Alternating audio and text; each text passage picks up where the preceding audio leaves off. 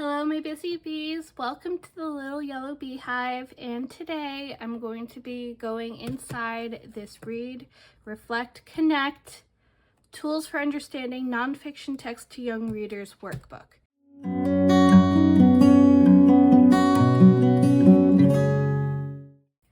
So today I'm going to be doing a mind map with 2 subtopics, and I'm just going to quickly flip to it by looking at my table of contents.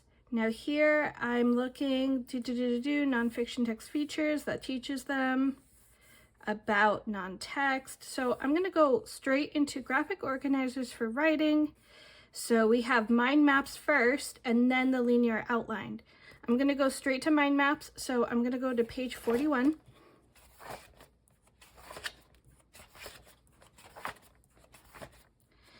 And so here we go, we're starting graphic organizers for writing, and here is the mind map that I'm going to be working on today. So I do have an updated version, and that is the one I'm going to be showing you today.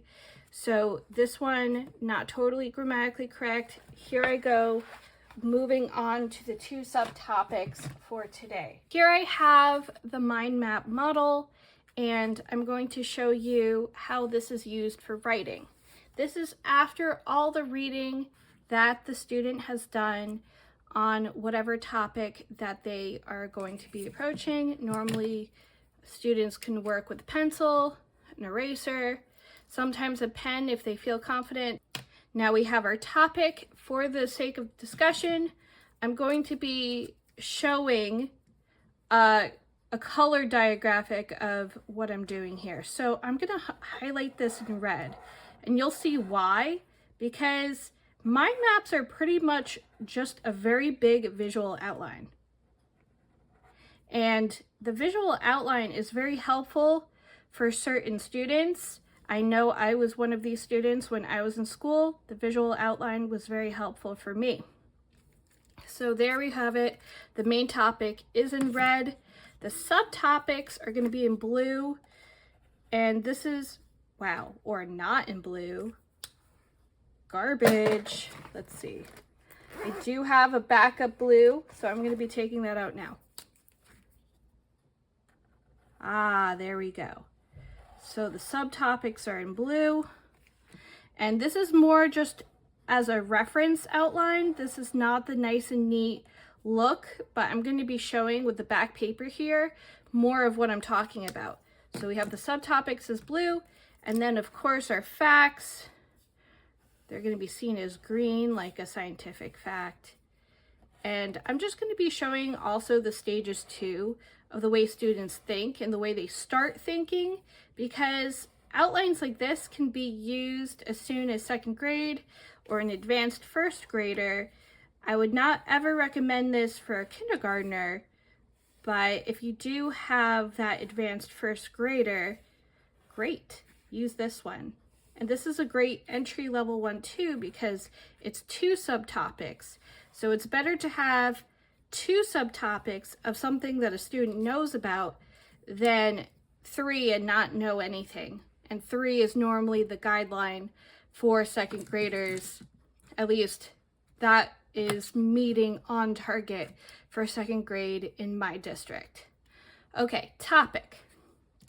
I'm going to use I'm going to use like a thicker type of marker here, Papermate, so you can see about what I'm writing today. So the topic of this example is going to be about bears.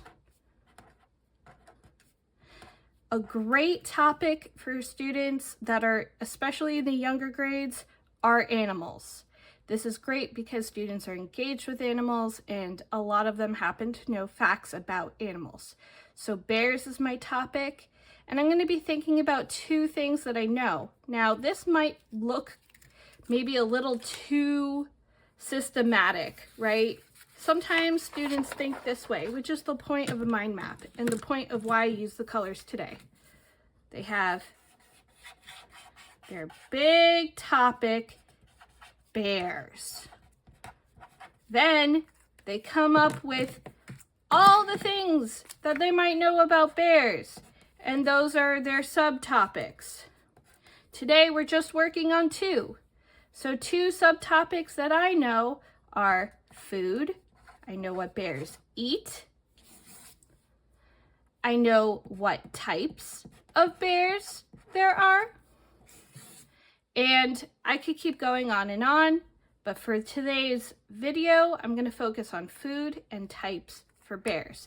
And you see, then it's like, what kind of food do bears eat? What types of bears are there? So there you have it. So that's what the outline starts to look like. And this is a mind map, because students are branching out and they're seeing how one topic is related to another. So I'm just kind of showing it this way because this is the model that my mind map uses, and I could go more expansive, but for today I'm sticking to the sheet because the truth is that you can see this gets really messy and students might not know how to fit a little itty bitty fact in this one rectangle. I'm just showing the relationship and why this is the visual model for today's video.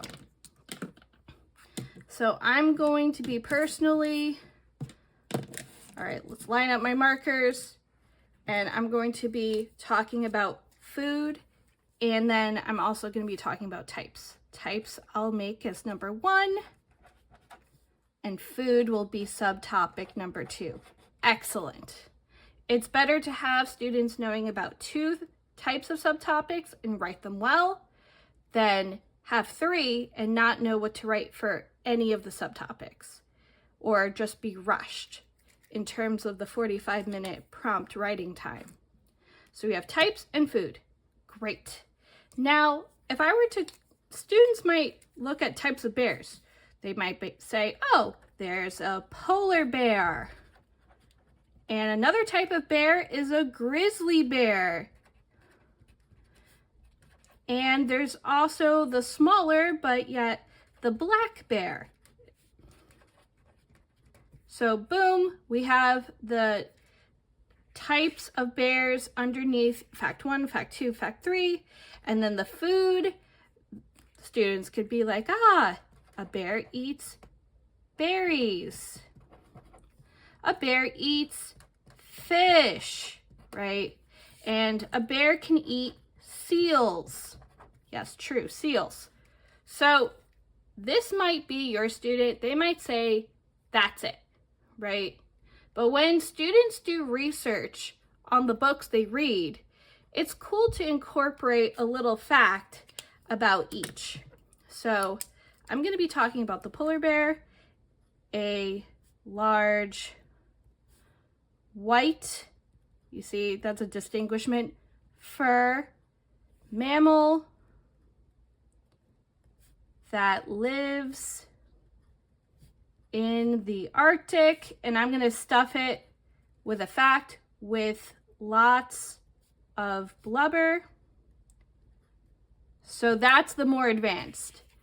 And if students just stop there, that could be a good stopping point for a struggling student. But this is the description you're really looking for in fact number 1. A large white fur mammal that lives in the Arctic with lots of blubber. Boom, right? A large, and I'm going to add this because the grizzly bear is a very hard bear to fight off.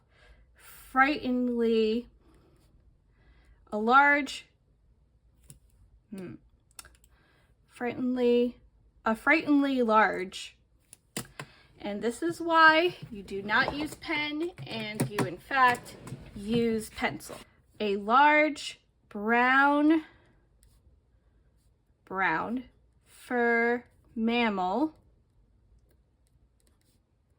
that lives in forests and plains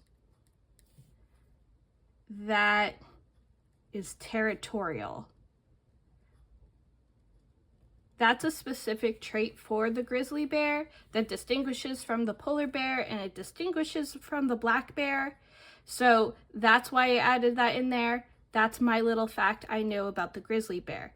And that is a more advanced response from a student. Then we have the black bear, a small black fur mammal that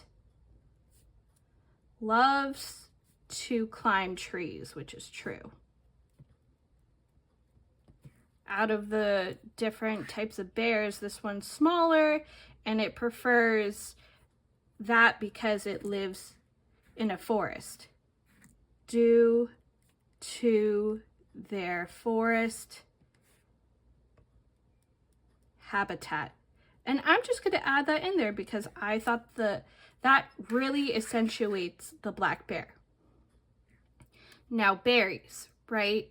This could actually subtopic, I'm going to use purple here, and I'm going to go right back here. If I were to talk about berries, there are blueberries. There are strawberries. There are blackberries. And this could actually go on and on. This makes the fact even more special, but this is not necessary in the outlines that are required in schools. This is just like a, ooh, wow, you're making your fact even more special. And I could also say, as an interesting fact, not bananas, because believe it or not, bananas are a berry, but that is just a little humor and craft inside an informational writing piece. So I'm going back now, and I'm going back to berries. So I'm gonna say, and I could have written that in purple, I suppose. Bears love blackberries, blueberries, raspberries, and strawberries. I got squeeze, but there's still room for strawberries. Boom. Fish. Okay, so bears catch, and again, I could go back here. I could say fish. And then I could say, I know they love salmon, and I know that they eat trout dependent on location. So I'm going to go back here, and I'm going to say that bears catch fish in rivers or nearby streams. Well, that's more of a cool little fact, and I could keep going, such as salmon and trout. Sometimes by the beach too, but I'm just going to keep it to that. And seals, yes, this is very true. Seals are, as you guessed it, a habitual type of food that polar bears eat. So bears eat, I'm going to add polar bears, that little fact there. Polar bears eat, wow, seals due to their high blubber content in their diets. Boom. This is it. This is brainstorming with a mind map. We talked about types of bears and food, and this is how you would fill out a brainstorm with a mind map.